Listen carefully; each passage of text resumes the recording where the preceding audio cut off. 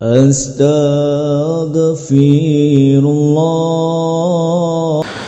Assalamualaikum warahmatullahi wabarakatuh.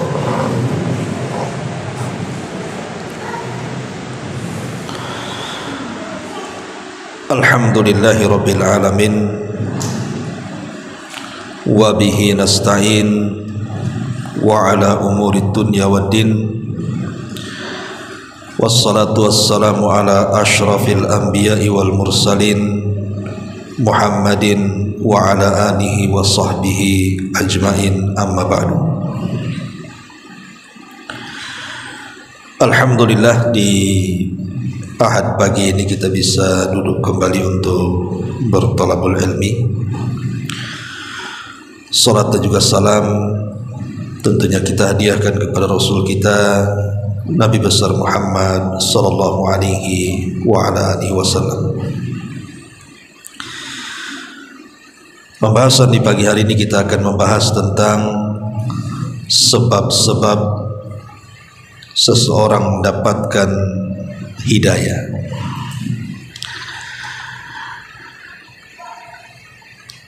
Ma'asyiral muslimat yang dimuliakan Allah Azza wa Jalla, hidayah itu sebuah nikmat yang Allah karuniakan kepada hamba-hambanya. Tetapi Allah Subhanahu wa ta'ala ketika memberikan hidayah itu sesuai dengan yang Ia kehendaki. Makanya kita lihat di tengah-tengah masyarakat di depan kita, ada orang-orang yang Allah berikan hidayah, tapi ada juga orang-orang yang disesatkan. Karena memang tidak semua orang itu diberikan hidayah oleh Allah Subhanahu wa ta'ala, dan itu sudah ketentuan Allah. Jangankan kita, bahkan para nabi dan rasul sekalipun, mereka hanya bisa diberikan oleh Allah hidayatu al-irsyad, tapi tidak diberikan hidayatu taufik. Apa bedanya irsyad dengan taufik? Kalau irsyad saja hidayatul lisan, hidayah ucapan, mengatakan ini baik, mengatakan itu buruk, mengatakan ini tauhid, mengatakan itu syirik, mengatakan ini sunnah, mengatakan itu bid'ah, ini taat, ini maksiat. Ini disebut irsyad namanya. Tetapi hidayah taufik itu berkenaan dengan hati, namanya hidayah qalbi, hidayah hati. Lah hidayah hati inilah tidak ada satupun yang bisa memberinya kecuali Allah Subhanahu wa ta'ala. Jadi hidayah hati atau taufik itu hak mutlak milik Allah Azza wa Jalla. Makanya kita lihat kisah-kisah para nabi, bagaimana manusia semulia Nuh alaihi salatu wassalam, yang merupakan awal rasul, tidak sanggup menyadarkan anaknya Kan'an, padahal sudah tampak mukjizat yang luar biasa. Coba bayangkan, hujan diturunkan selebat-lebatnya dari langit, kemudian mata air yang ada di bumi dimuncratkan ke permukaan, kemudian berjumpalah dua air tersebut, jadilah banjir yang sangat besar yang diiringi dengan tupan. Dan Kan'an melihatnya. Waktu banjir itu Kan'an melihatnya kan. Kemudian setelah air meninggi, Nabi Nuh alaihi salatu wassalam ingin menyelamatkan anaknya dan mengatakan, irkam ma'ana, naik ke perahu supaya kau selamat. Tapi lihat, karena hidayah itu milik Allah, tak mau juga kan naik ke atas perahu. Dia mengatakan, sa'awi ilal jabali ya'simuni minal ma. Tidak, aku akan naik ke gunung Aku akan naik ke tempat yang tinggi, ke perbukitan, dan aku pasti akan selamat dari air itu. Lihat bagaimana hidayah itu bukan milik Nabi Nuh, tapi hidayah itu milik Allah. Padahal Allah Subhanahu wa ta'ala sudah memperlihatkan kekuatannya, kekuasaannya, mukjizat nabinya loh ya, diperlihatkan di hadapan Kan'an. Tapi sekali lagi saya ulang, taufik itu milik Allah.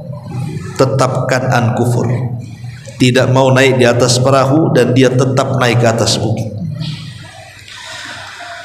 Ketika kemudian air bah semakin tinggi dan sampai menenggelamkan bukit, dan Kan'an pun kemudian hanyut dan mati, maka Allah mengatakan, sebaiknya engkau pergi Nuh dari dia, fa innahu laisa min ahlik, dia bukan keluargamu lagi. Maka Nuh pun kemudian pergi meninggalkan Kan'an dengan perasaan sedihnya karena tidak bisa menolong putranya. Lihat bagaimana sekelas Nuh alaihi salatu wassalam tidak bisa menyadarkan Kan'an, bahkan tidak bisa menyadarkan orang yang satu ranjang dengan dia. Siapa? Istrinya. Istrinya pun tidak sadar kan, pada hari-hari mendapatkan wahyu, hari-hari melihat mukjizat yang diberikan Allah kepada Nuh, pun kufur istrinya. Kemudian contoh yang lain, kisah Nabi Ibrahim alaihissalam, tidak sanggup memberikan hidayah hati kepada siapa? Azar, ayahnya. Padahal dia adalah Khalilur Rahman, ulul azmi minar rusul, abul anbiya, bapaknya para nabi, penuh dengan kesabaran, akhlakul karimah yang luar biasa. Tetap saja tidak sanggup untuk menarik ayahnya masuk ke dalam Islam. Kufur ayahnya. Kemudian contoh yang lain, kita lihat Nabi Yusuf alaihi salatu wassalam. Siapa yang mencelakakan Yusuf? Saudara-saudaranya kan. Artinya bahwa Yakub selaku ayah tidak bisa mengarahkan kebaikan kepada 11 putranya yang mencelakakan Yusuf itu. Ya, karena hidayah bukan di tangan Nabi Yakub. Walaupun Nabi Yakub sudah memberikan tarbiyah terbaik sekalipun kepada anak-anaknya, karena hidayah itu milik Allah, ya akhirnya kejadian seperti ini. Mereka mencelakakan Nabi Yusuf alaihi salatu wassalam. Ataupun Nabi kita Muhammad sallallahu alaihi wasallam, orang yang paling mencintai dan dicintainya, orang yang paling dekat, yang sangat dekat dengannya, Abu Talib, tidak sanggup disadarkan Nabi. Padahal dalam hati Abu Talib itu sudah membenarkan ajaran Nabi itu, dan mengatakan, kalau bukan karena celaan kaumku, tentu aku akan masuk ke agamamu. Artinya dia mengakui bahwa agama Rasul itu di atas kebenaran. Tapi subhanallah, Allah sudah catat di Lauhil Mahfud, Abu Talib tidak mendapatkan taufik, tidak mendapatkan hidayah hati, sampai ketika nyawa berada di kerongkongan, Rasul meminta supaya mengucapkan kalimatut tauhid, la ilaha illallah, tetap Abu Talib menolaknya. Sampai meninggal dia tidak mengucapkan kalimat itu. Kurang apa coba? Abu Talib menyaksikan setiap hari mukjizat Nabi, tapi juga tidak sadar-sadar. Ini poin pertama, karena hidayah itu milik Allah. Ini namanya hidayatut taufik. Hidayah hati itu milik Allah. Satu hari ada seorang ibu curhat sama saya karena kenakalan anaknya. Dia mengatakan, Ustaz, insya Allah saya dengan suami itu tidak pernah mengarahkan keburukan kepada anak. Dari kecil saya arahkan dia yang baik-baik. Karena saya ini sudah hijrah cukup lama. Tapi setelah anak itu kemudian menginjak dewasa, sudah masuk sekolah di SMA, mulai berubah, mulai mencium pergaulan bebas, sudah tidak mau sholat, sudah tak mau diajak ngaji ayahnya lagi, kemudian jarang pulang, terakhir kemudian banyak tato pula di badan dia. Pokoknya menangislah sang ibu ini. Dia memohon, apa anak saya ini kerasukan, kesambet atau apa, tolonglah ruqyah katanya Ustaz gitu. Karena anak ini sejak kecil memang diarahkan kebaikan, tetapi setelah dewasa tiba-tiba berubah total. Maka saya katakan, pertama bahwa hidayah itu milik Allah, bukan milik ibu. Ibu kan hanya ngarahkan saja, nah ini baik, ini jelek, jangan dilakukan. Tetapi hidayah itu milik Allah. Allah sedang uji ibu ini dengan kenakalan anaknya kan. Maka ini harus diyakini supaya menenangkan hati. Yang jelas bahwa orang tua sudah berusaha dan terus berusaha supaya anaknya baik. Tapi kalau Allah takdirkan anaknya seperti itu, berarti di luar kendali. Ini yang pertama, bahwa hidayah itu milik Allah. Yang kedua, insya Allah ini terbukti secara tajribah, secara apa ya, kenyataan banyak. Biasanya kalau ibu mentarbiyah anak betul-betul dari hati yang ikhlas, anak ini pengen baik, ya betul dididik dengan cara yang baik sesuai dengan keinginan ibu. Kalaupun satu hari dia berubah, entah dia nakal, entah dia futur, entah dia mulai menyimpang, insya Allah biasanya anak itu akan kembali baik. Satu hari nanti akan baik lagi dia. Kenapa? Karena tarbiyah awalnya sudah baik. Tapi kalau tarbiyah awalnya tidak baik, sama sekali orang tua itu tidak pernah mentarbiyah anaknya, tiba-tiba setelah besar anak ini jahat, biasanya anak itu jarang bisa lagi kembali. Dia jahat-jahat terus. Kenapa? Karena tidak ada modal. Di awalnya tidak ada tarbiyah. Makanya ini umumnya seperti itu yang saya lihat itu. Jadi kalau pendidikannya di awal baik, kemudian di tengah dia berubah, biasanya di akhir jadi baik lagi tuh. Umumnya seperti itu. Makanya orang tua itu yang harus diprioritaskan sama anak itu, tetap tarbiyah dengan baik, dan harus dari hati yang paling dalam karena keikhlasan kepada Allah, supaya anaknya menjadi orang baik. Sehingga kalaupun satu hari kemudian intikas anak itu berubah, maka insya Allah ada kemungkinan anak itu akan kembali. Kenapa? Karena ada dasar. Dia akan teringat pendidikan orang tuanya. Pasti itu. Ya mungkin tidak cepat, tapi satu hari nanti dia akan kembali. Ya boleh jadi mungkin ada yang cepat berubahnya, ada yang lambat. Ada setelah orang tuanya meninggal baru dia pula baik. Itu bisa terjadi itu. Kemudian yang ketiga tentu bukan hanya sekedar tarbiyah, tapi silahul mukmin, senjatanya orang yang beriman itu lebih harus lagi digalakkan. Ad-du'a, berdoa kepada Allah, berdoa kepada Allah dan terus mengingatkan anaknya. Maka itu akan menjadi sebab hidayah. Tapi yang jelas di sini bahwa apapun ceritanya, bahwa hidayah itu milik Allah,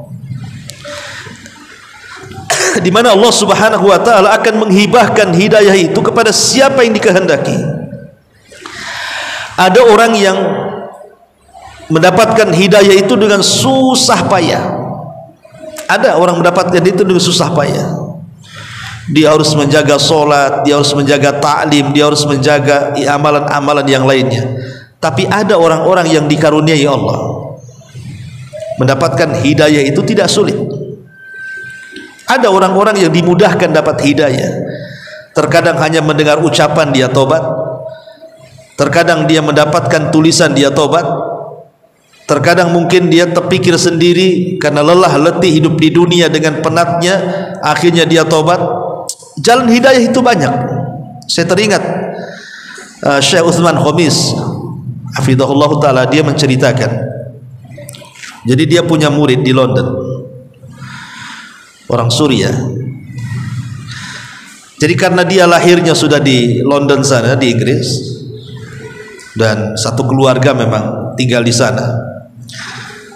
Taulah di sana kan kehidupan sekuler, jauh dari agama. Jadi satu keluarga itu yang sholat cuma ibunya saja. Semua satu keluarga nggak sholat. Termasuk juga anak muda yang menceritakan kisahnya. Jadi satu hari anak muda ini, karena memang hidup di barat kan beda dengan hidup di timur, Bu ya. Hidup di barat tuh udah maksiat luar biasa di sana, udah terbiasa. Jadi satu hari dia berjumpa dengan orang yang berasal dari Saudi di kedai makan gitu ya. Nampak dia orang soleh.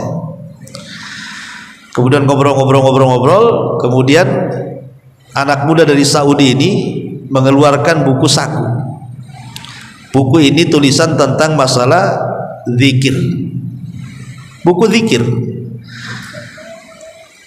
Lah anak muda ini ketika diberikan hadiah buku ini malu-malu. Kenapa? Buat apa saya menerima hadiah buku ini? Saya sholat aja tidak, katanya. Masa suruh zikir? Sholat aja tidak, mau zikir pula, katanya. Tapi karena menghargai, diambillah buku itu. Kemudian pulang. Lah rumahnya itu kan ada pelaponnya, Bu. Pelapon itu ada lubangnya. Akhirnya kemudian karena dia sendiri belum ada kecintaan kepada agama dan tidak ada keinginan untuk berubah, dilemparlah itu buku zikir itu ke dalam pelapon. Ya kemudian ya biasa saja, seolah nggak ada masalah. Jadi satu hari di malam hari yang sangat suntuk sekali, dia coba nongkrong di depan televisi itu, channel 1, channel 2, channel 3, channel 4, nggak ada yang menarik bagi dia, malas nonton TV. Akhirnya ambil handphone, kemudian nengok internet, YouTube apa macam-macam, malas juga. Akhirnya tutuplah handphone itu, ambil buku-buku bacaan apalah gitu ya, koran-koran, majalah-majalah, nggak tertarik juga. Akhirnya TV-nya ditutup, handphonenya ditutup, majalahnya ditutup, dia pun tidur nggak tenang juga, guling sana guling sini, ada apa pokoknya bingung dia.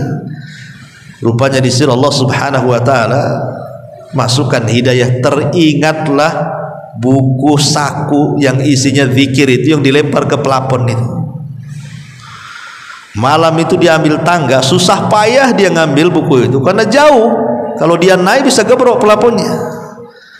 Ada 2-3 jam dia mengambil buku itu, saking sulitnya itu, dia asal lempar saja ke pelapon. Setelah kemudian berhasil dia dapat buku itu, buku saku zikir itu, kemudian dia mulai baca. Siapa yang zikir seperti ini pahalanya ini, siapa yang zikir seperti itu pahalanya itu, siapa yang zikir seperti ini faedilahnya. Oh, disebutkanlah dalam buku saku. Dari situ dia sadar, karena selama ini kehidupan dia penuh dengan maksiat. Dia sangka orang seperti dia itu sudah tidak diampuni lagi, karena banyaknya maksiat, kalau mati itu pasti masuk neraka lah gitu. Tapi setelah membaca buku itu dia merasa ternyata taubat itu mudah, cari pahala itu mudah, tidak sesulit yang dibayangkan. Hanya baca ini pahalanya, hanya baca ini pahalanya, kan mudah sekali gitu ya. Nggak sebagaimana dibayangkan, karena selama ini dia sudah futur hidupnya, sudah putus asa hidupnya. Ketika membaca itu semangat lagi hidupnya. Sejak itulah kemudian, karena dia tidak pernah sholat, pas datang waktu fajar sholat subuh, ibunya biasa, ibunya sholat. Ibunya terheran-heran ketika anaknya bilang saya ingin sholat.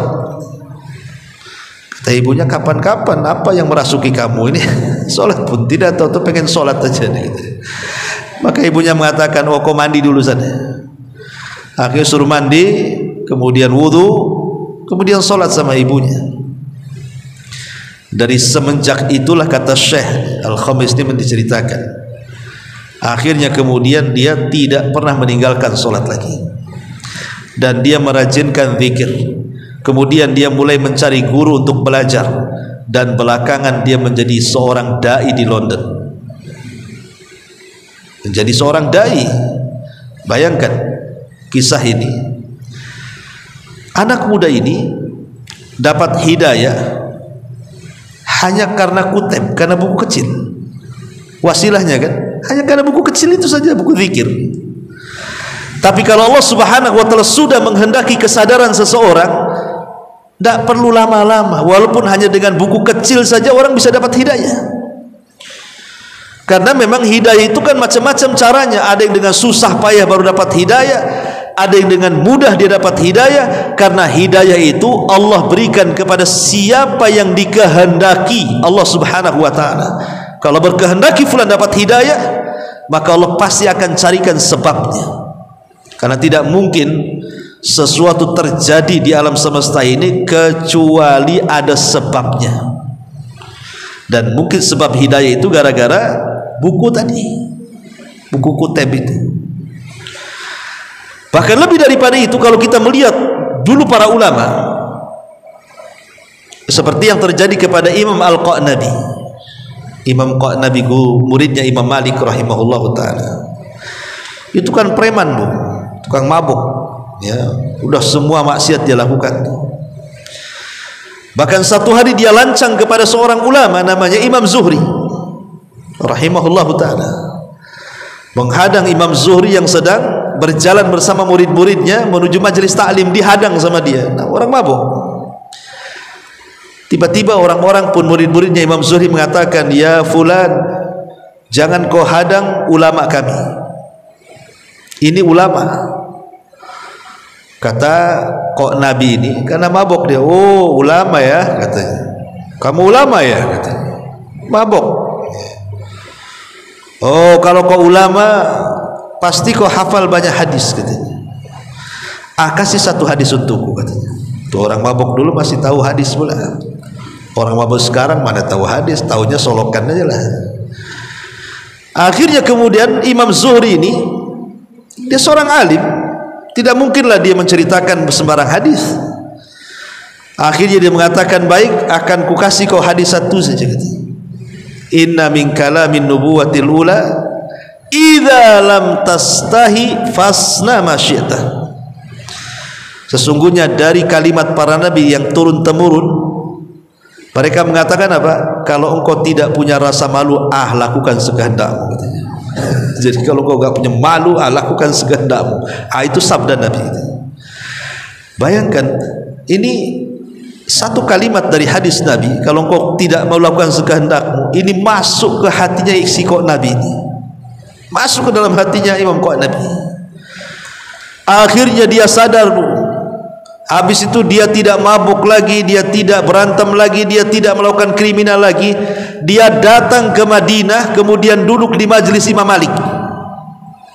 Sejak itulah dia menjadi murid kepercayaan Imam Malik. Semua riwayat Muwatta'nya Imam Malik itu salah satu jalurnya dari Imam Qa'nabi. Terkadang sadar dapat hidayah gara-gara ucapan kan. Ngomong, kalau kau tak punya malu, lakukan sekehendak. Hanya gara-gara ucapan itu dia sadar. Ya. Atau mungkin contoh yang lain seperti Fudail ibn Iyadh, ketika dia cinta dengan seorang budak wanita, dia tertarik dengan budak wanita. Fudail bin Iyadh, dia seorang perompak, dia tak segan-segan mengambil harta, tak segan-segan membunuh jiwanya itu siapapun yang dirompak dia di tengah padang pasir itu. Tapi dia tertarik dengan seorang budak wanita. Diincarnya budak wanita itu di mana rumahnya, siapa tuannya. Akhirnya kemudian budak itu masuk di salah satu rumah, ditengeri sama Fudail ibn Iyadh ini. Oh di sini rupanya rumahnya, nanti malam aku akan datang. Akhirnya ketika betul-betul dia malam-malam datang, naik dia ke atas genteng, ingin mengintip budak pujaannya itu. Rupanya dalam rumah itu sang budak itu wanita solehah. Dia sedang qiyamul lail, salat malam, dan dia agak mengeraskan bacaannya sehingga terdengar sampai ke langit-langit. Apa yang dibaca? Alam ya'ni lilladzina amanu an tahsha'a qulubuhum li dzikrillahi wa ma nazala minal haqq. Itu ayat yang dibacanya itu. Alam ya'ni lil ladzina amanu an takhsha qulubuhum li dzikrillah. Tidakkah sampai waktu yang sudah panjang yang Allah berikan kepadamu untuk mengingat Allah? Disindir. Sampai kapan kau maling seolah-olah seperti itu? Sampai kapan kau ini jadi perampok seolah-olah Allah ingin katakan seperti itu? Sampai kapan kau jahat? Kapan kau ingat Allah? Jadi renungkan ayat itu tuh. Hampir jatuh dia. Kemudian habis itu dia berazam untuk bermulazamah di Mekah. Pergi dia dari kampungnya Fudail ibn Iyad dan tidak pernah keluar jadi dari Mekah kecuali jadi ulama. Jadi terkadang hidayah itu, Bu, itu datang dari mana saja. Hidayah itu datang dari mana saja. Caranya bagaimanapun pasti Allah Maha tahu. Tapi jelas bahwa di sana ada sebab-sebab hidayah yang harus Ibu ketahui. Baik, kita akan sebutkan secara singkat. Pertama, sebab hidayah adalah si'atus sadri, lapangnya dada, wansyirahuhu lil Islam, kemudian juga mudah menerima ajaran Islam. Lapang dada, mudah menerima syariat Islam.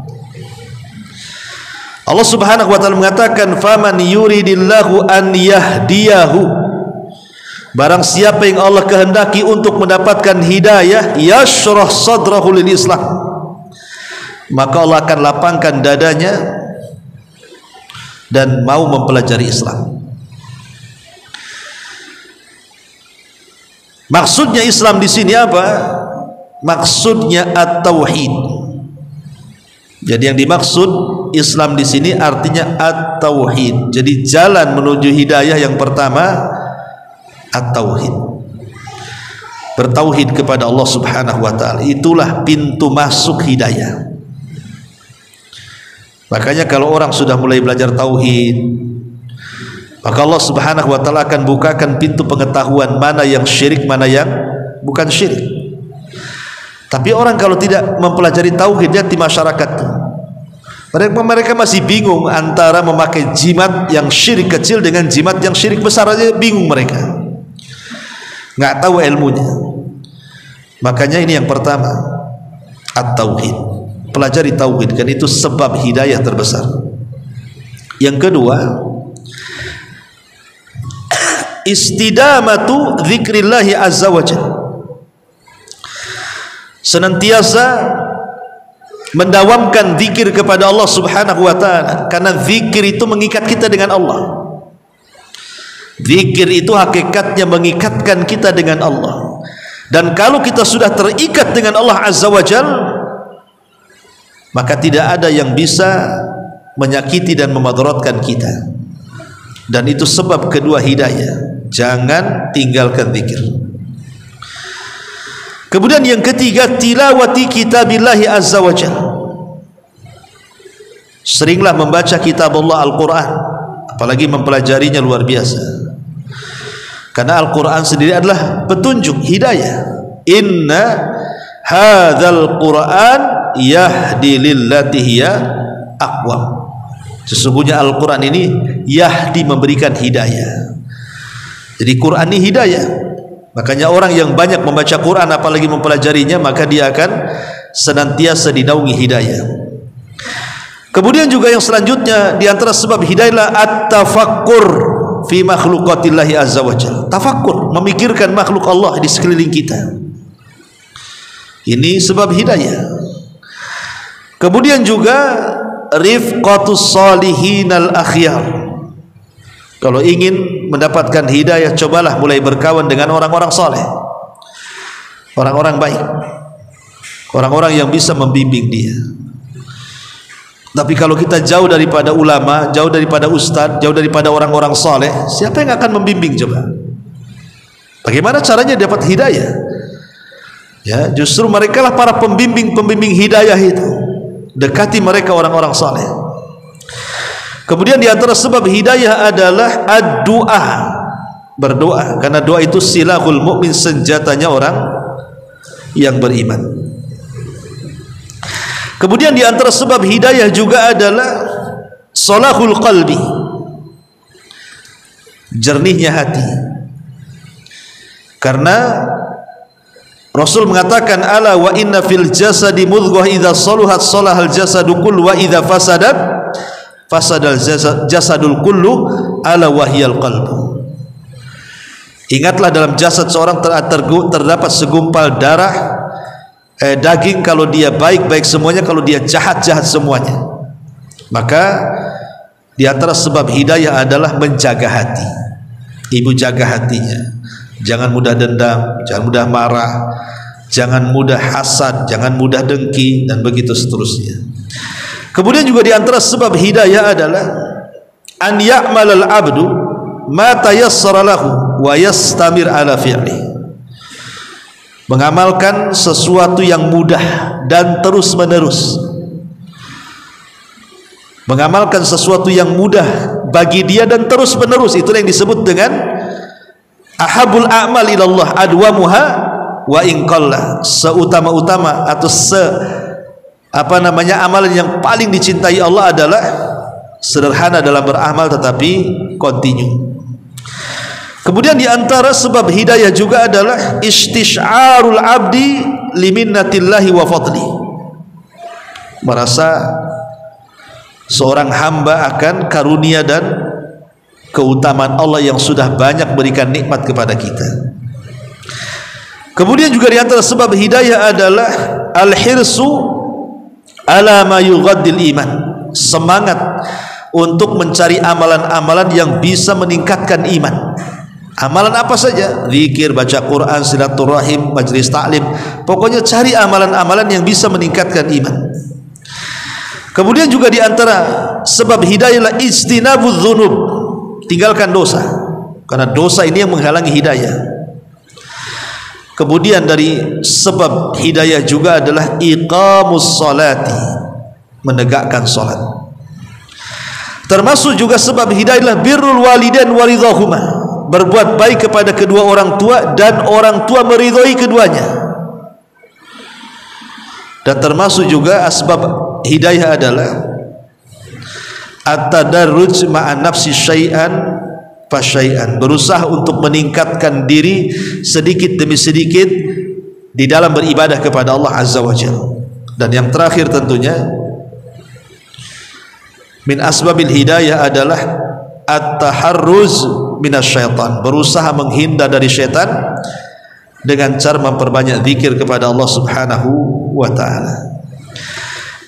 Taib, inilah di antara ini sebagian kecil disebutkan para ulama di antara sebab-sebabnya ya. Karena saya katakan Syekhul Islam Ibnu Taimiyah rahimahullahu taala mengatakan bahwa segala sesuatu itu tidak mungkin terjadi kecuali tanpa sebab. Tidak mungkin tanpa sebab sesuatu terjadi, pasti ada sebab.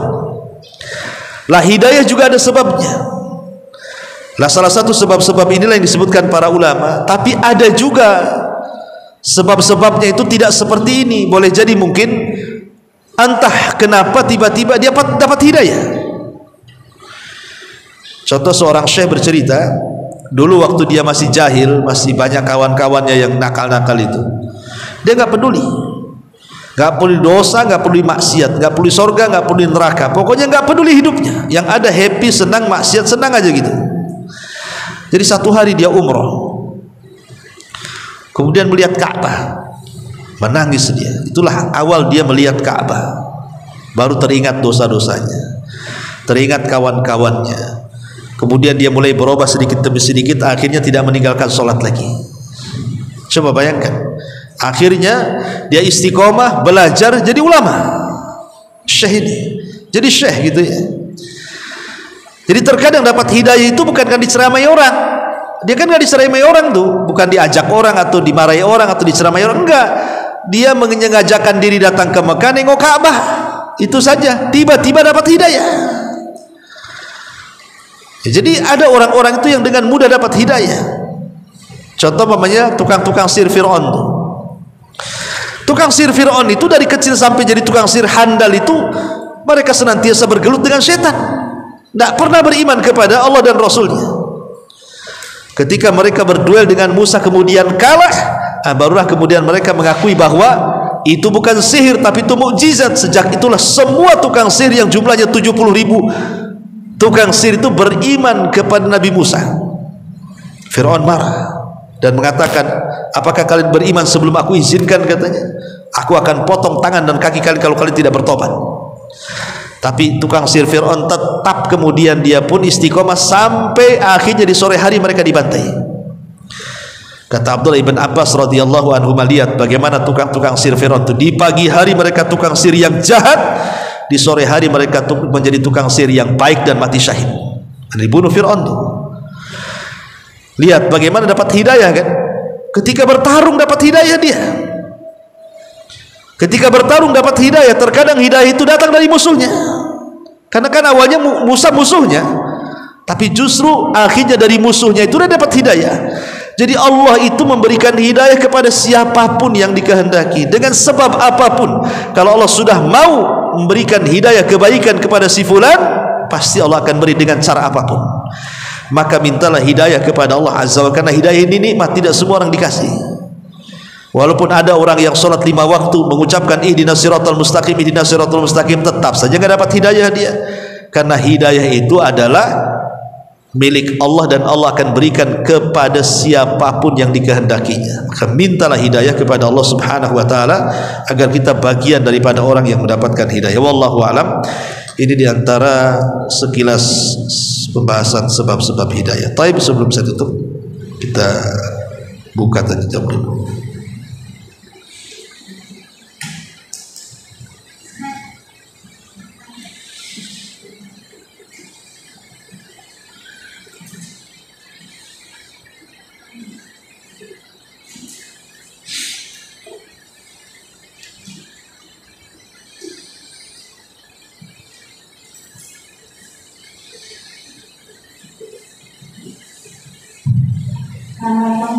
Waalaikumsalam. Apakah orang yang mencari hidayah dengan bersusah payah sama orang yang mencari hidayah datangnya yang mudah itu pahalanya bersama Ustaz? Ya, alhamdulillah, salatu wassalamu ala rasulillah, ma ba'du. Ya tentu akan beda. Orang yang dengan susah payah dia sholat malam, berdoa, berzikir, membaca, hadir di majelis taklim, ya tentu bukan hanya sekedar dapat hidayah, juga dapat ziyadah, tambahan pahala. Karena dengan lelah letihnya dia tentu akan dinilai sendiri oleh Allah Azza wa Jal. Karena Allah mengatakan, wa man yujahidu fina lanahdiyannahum subulana. Siapa yang sungguh-sungguh mencari hidayah, maka kami akan carikan jalan menuju hidayah itu. Lanahdiyannahum subulana, ya. Tetapi orang-orang yang tidak lelah, tidak susah payah atau dapat hidayah karena Allah Subhanahu wa taala kehendaki orang itu dapat hidayah, ya tentu itu juga karunia yang besar dari Allah, patut disyukuri dan patut untuk diistiqomahi. Karena dapat hidayah ini belum tentu dia selamanya di atas hidayah kalau tidak istiqomah. Itu masalahnya. Ada orang sudah dapat hidayah, bukan selamanya sampai mati dia di atas hidayah, tidak. Hidayah itu sewaktu-waktu bisa berubah. Makanya Nabi SAW mengatakan, ya muqallibal qulub tsabbit qulubana ala dinik, ya musarrifal qulub sarrif qulubana ala ta'atik. Waidat yang membolak-balikan hati, tetapkan hatiku di atas agamamu. Waidat yang membolak-balikan hati, tetapkan hatiku di atas ketaatan kepadamu. Namanya hidayah itu bisa berubah. Bahkan bisa tidak kembali sama sekali. Sebelumnya sudah dapat hidayah, akhirnya hidayahnya hilang selamanya. Tapi ada juga yang dapat hidayah, kemudian foto dapat hidayah lagi, dan begitu seterusnya. Makanya bukan hanya sekedar meminta hidayah, tapi juga mintalah as-sabat, keistiqomahan dalam menjaga hidayah sampai mati. Lihat Imran ibn Khitan, seorang ulama hadis dunia. Dia sudah diwanti-wanti kawan-kawannya, jangan kau melamar anak putri pamanmu, mereka keluarga Khawarij, sesat. Kata Imran ibn Khitan, enggak apa-apa, nanti saya akan ajak mereka kepada sunni, ahli sunnah. Akhirnya menikahlah karena tergiur dengan kecantikan anak putri pamannya. Belakangan Imran bin Khitan tertarik pula dengan keluarga pamannya, jadilah dia tokoh Khawarij pula. Padahal awalnya baik, ingin menikahi anak pamannya sambil mendakwahinya. Rupanya setelah dinikahi dia yang kena dakwah, kan? Jadi tidak bisa, jangan main-main dengan hidayah itu. Kemudian juga banyak yang kejadian seperti ini, kan? Banyak sekali dai-dai. Kalau kita melihat cerita-cerita dulu itu yang sudah dapat hidayah akhirnya sesat. Atau di zaman Bani Israel dulu namanya ada Barsisoh gitu ya, sebagaimana riwayat Israiliyat lah, seorang abid 70 tahun tidak pernah maksiat, akhirnya tergiur dengan seorang gadis yang dititipkan kepadanya, berzina, membunuh, bayi-bayinya pun dibunuh. Barsisoh tuh, akhirnya dia kufur kepada Allah Azza wa Jalla. Kemudian Bal'am ibn Ba'ura juga sama, banyak awalnya baik, belakangan tidak pernah kembali kepada kebaikan alias sesat. Makanya penting menjaga hidayah itu dengan beristiqomah di situ. Wallahu a'lam. Iya.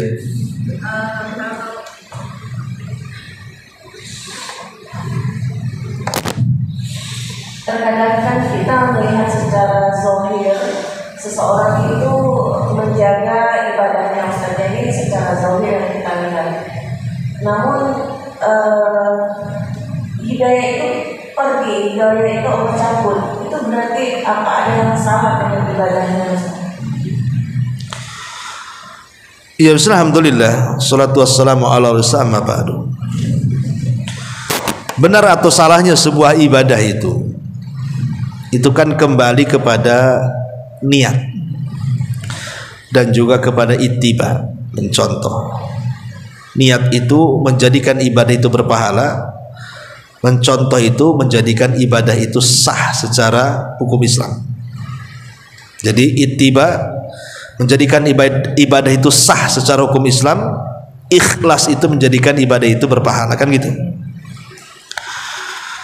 Lah soal kemudian ada orang yang sudah betul-betul di atas ibadahnya, tiba-tiba kemudian dia berpaling akhirnya futur, yaitu memang sudah kehendak Allah seperti itu. Berarti hatinya tidak kokoh untuk mempertahankan ibadahnya, mungkin tergiur dengan fitnah dan juga syubhat di hadapannya, penyakit-penyakit syahwat dan syubhat di hadapannya. Jadi kalau seandainya kemudian ibu katakan orang itu zahirnya bagus, tapi sekarang kok menyimpang, apa masalah ibadahnya? Ya bisa saja masalah ibadahnya, salah satu faktornya ya.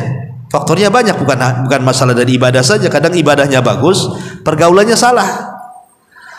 Atau memang ibadahnya jelek, seperti sholatnya asal-asalan, sementara dalam sholat itu ada kalimat ihdinas siratal mustaqim, asal-asalan dia baca, padahal itu kalimat yang sangat agung, meminta hidayah kepada Allah. Dia tidak pernah meresapi kalimat itu, dia asal baca saja, kadang-kadang nggak tahu pula maknanya. Bisa saja gara-gara buruknya ibadah akhirnya dia keluar dari hidayah. Atau dia sudah sebaik mungkin ibadahnya, tapi faktor yang lain, karena faktor orang itu jauh dari hidayah, satu karena setan yang menjadikan dia sesat ya. Yang kedua hawa nafsu yang membuat dia sesat. Yang ketiga teman yang buruk, nah, itu juga yang membuat dia sesat ya. Lingkungan teman, nah, itu juga buat dia sesat gitu ya. Kemudian yang terakhir karena tidak istiqomah tadi ya, makanya itu orang lari dari hidayah.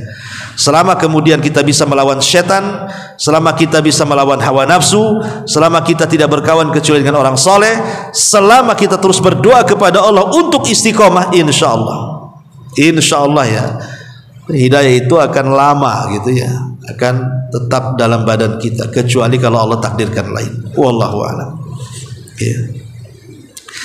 Ya saya kira cukup. Ini saya harus ke Batam Center juga. Subhanakallahumma bihamdika asyhadu an la ilaha illa anta astaghfiruka wa atubu ilaik. Allahu ta'ala. Assalamualaikum warahmatullahi wabarakatuh.